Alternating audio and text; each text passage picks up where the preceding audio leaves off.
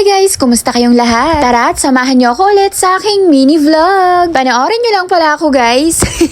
Bale, kadugtong nga lang pala ito ng last mini vlog ko. Unang gising na nandito na kami sa Amungan Iba, Zambales. Dito nga kami mag-i-stay sa bahay ng parents ng husband ko habang nakabakasyon siya. Mag-aalas 5 na nga ng umaga kami nakarating kanina, kaya ayan, tanghali na kami nagising. Siguro alas 10 na to ng umaga. May 15 pa nga ito guys, at eto yung araw na fiesta ng Amungan. Super late na nga ito, pero syempre ilalaban ko pa din. So hayaan, pagkahiga nga namin kaninang madaling araw, nakatulog na kami lahat, pati ang kuya Cypher namin. Nagising na nga lang kami sa ingay kasi busy na ang lahat sa pagluluto. At ayan, tignan nyo naman kung sino ang magkatabing natulog, ang daddy namin at saka si Samira. Hindi niya talaga ako tinabihan. Super love kasi talaga ni Samira ang kanyang daddy kasi matyaga makipaglaro ang daddy niya sa kanya. Inaamin kong mas matyaga pa ang daddy namin makipaglaro kaysa sa akin. At ayan na nga, dahil tanghali na rin talaga kumakatok na yung mga pinsan ni Samira. Matagal-tagal nga din hindi nila nakita si Samira kasi last year pa kami umuwi dito. At ayan na nga ang kanyang kakambal at sinasabi talaga ng karamihan na magkamukha sila. Hindi ko na nga pinatagal ang mga chocolate at binigay ko na isa-isa yung mga niripak ko. Sobrang init kasi dito sa Amungan kaya siguradong malulusaw tong mga to pagpapatagalin ko pa. Paglabas ko nga ng bahay ay busy na ang lahat. Tulong-tulong na nga silang naghihiwa ng mga gulay at pangrekado sa mga lulutuin nilang ulam. Madalas din talaga pag nagbabakasyon kami dito sa Zambales, tinataon namin na fiesta talaga nila dito. Nagluluto kasi talaga sila at naghahanda yung parents ng asawa ko pag fiesta dito sa Amungan. So hayan nga, si Ate Lee nagluluto na ng minudo, kapatid yan ng aking asawa. Itsura pa lang nakakatakam na, iba talaga paglutong probinsya. May gumawa na nga rin ng dessert. Ilang putahe nga din yung lulutuin nila kasi meron talaga silang pupuntang bisita. Busy nga lahat sila pero itong asawa ko busy mag-atake at ako taga-video na lang ang ambag ko.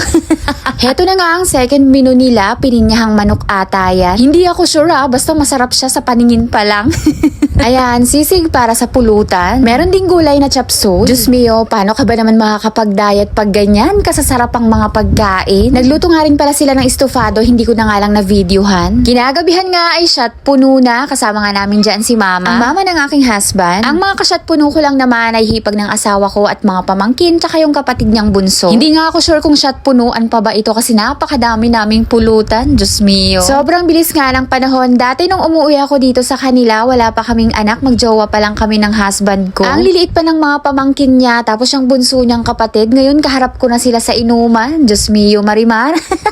Ayan naman ang aking mahal na asawa, mas gusto niyang mag-inatake kaysa makipag-inuman. Isa ka din ba sa naghahanap ng authorized distributor ng I Am Amazing Pure Organic Barley? Or naghahanap ka ng mabibilhan online kaso nga lang nag-aalangan ka kasi baka makabili ka ng fake? Good news guys, dahil isa akong authorized distributor ng I Am. Pwede niyo pong hingiin ang picture ng aking ID through Messenger para ma-scan ninyo at makasiguradong legit. Sa mga hindi po nakakaalam, sila po ang Board of Directors, founder at owner ng I Am Worldwide. Nationwide at international po ang ating shipment. Ako po mismo ang magpapak at magpapaship para makarating sa inyo ang authentic na amazing pure organic barley. Para po sa gustong mag-avail at magpa-member, i-direct message nyo lang po ako sa aking personal account. Available din po si I Am Amazing Pure Organic Barley at iba pang product ni I Am Worldwide sa aking TikTok shop at sa aking shop sa Shopee. Ilalagay ko po ang mga links sa comment section maging ang aking personal account.